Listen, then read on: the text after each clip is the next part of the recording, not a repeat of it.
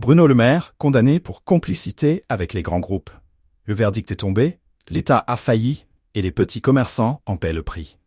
Le ministre de l'économie a été jugé coupable de ne pas avoir appliqué une loi essentielle, celle qui aurait dû réguler l'expansion illégale des grandes surfaces. Derrière cette affaire se cachent des chiffres vertigineux. 6 millions de mètres carrés de surface commerciale illégale et 418 milliards d'euros de fraude. Ces pratiques, longtemps ignorées, semblent enfin sur le point d'être réprimées.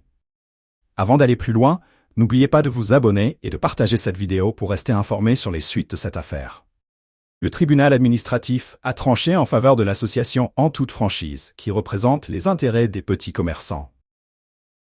Cela faisait des années qu'il se battait pour que la loi soit respectée et que les irrégularités qui favorisent les grandes surfaces soient corrigées.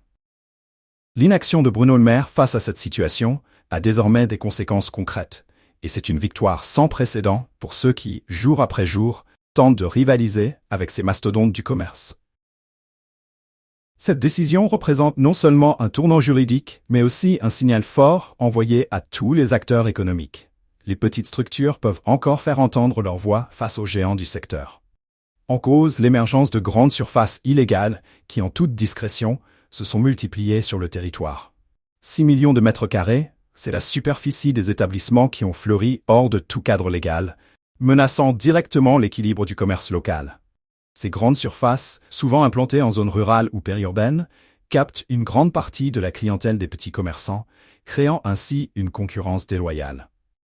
Et au-delà des conséquences économiques, c'est un véritable problème social et territorial que cette expansion anarchique a engendré. Mais ce n'est pas tout. Derrière cette affaire se cache également un autre chiffre alarmant. 418 milliards d'euros. C'est le montant estimé de la fraude liée à ces grandes surfaces. Une fraude colossale qui impacte directement les finances publiques et par ricochet tous les citoyens. Ce manque à gagner pour l'État soulève une question brûlante.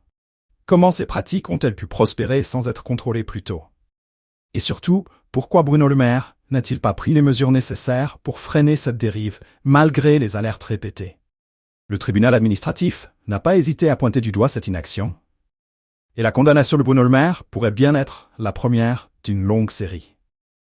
Car si l'association En Toute Franchise a remporté cette bataille, elle ne compte pas en rester là.